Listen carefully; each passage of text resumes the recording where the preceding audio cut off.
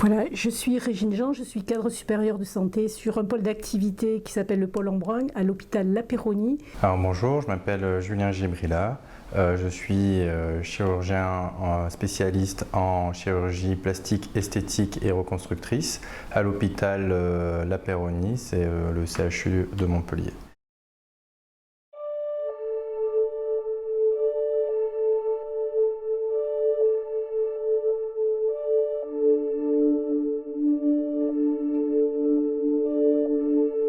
Les patients que nous recevons dans cette unité sont des patients qui sont porteurs de plaies suite à, la plupart du temps, une mauvaise gestion de leur fait ou de notre fait par manque d'information de leur paraplégie ou de leur tétraplégie. Alors aujourd'hui, je me suis occupé d'un patient paraplégique qui souffre d'un escarre trochantérien depuis un certain temps. Cet escarre trochantérien est secondaire au prélèvement d'un lambeau qui a été utilisé pour couvrir son escarre ischiatique. Pour cela, j'ai fait un lambeau tenseur du fascia lata, disséqué en îlot, et qui m'a permis de couvrir toute la perte de substance. Donc j'ai rencontré ce patient pour la première fois en consultation. Il m'expliquait qu'il était toujours immobilisé, ne pouvait pas retourner sur son fauteuil à cause de cet escarre. Au niveau de la consultation, nous ne les rencontrons pas directement, nous les rencontrons au moment de l'hospitalisation. Lorsqu'ils arrivent, il y a beaucoup d'anxiété chez eux. Ils ont peur souvent que leur intervention ne réussisse pas, mais souvent ils ne le disent pas ainsi. Ça s'exprime par une attitude qui est soit de la réserve, soit de l'agressivité. Pour eux, cette hospitalisation n'est pas sans rappeler un mauvais souvenir qui est le temps où ils ont dû accepter le fait d'être ou tétraplégiques ou paraplégiques. Donc nous devons déceler cela.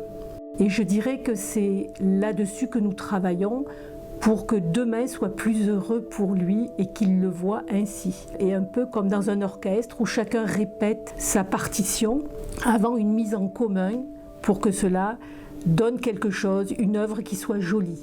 Effectivement, il faut, en tant que chirurgien, se faire bien comprendre par le patient. Il faut vraiment être sûr que le patient ait bien compris les enjeux de sa maladie, de la chirurgie et des suites. Tout ça est vraiment capital pour la réussite d'une intervention chirurgicale. Donc en consultation, je prends beaucoup de temps pour expliquer au patient l'affection dont il souffre, l'intervention que je vais réaliser et les suites post-opératoires. L'intervention chirurgicale et la procédure, c'est 50% du traitement et les 50 autres % sont à réaliser par le patient. Donc je les engage vraiment à avoir à être actifs dans le traitement.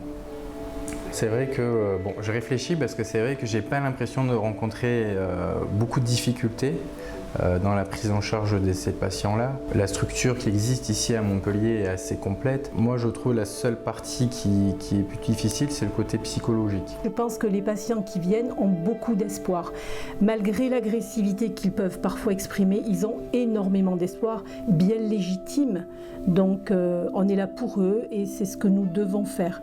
À nous de gérer tout ce qui peut être une difficulté autour de cela, quant à leur façon de s'accrocher à la vie et de mener leur projet de vie. Pour améliorer notre système de soins, que je trouve personnellement déjà bien, vraiment bien, je pense qu'après, c'est vraiment par rapport à la perception des malades qu'il faudrait encore plus axer sur toute la prévention. J'avais une équipe d'infirmières libérales, franchement, très pro.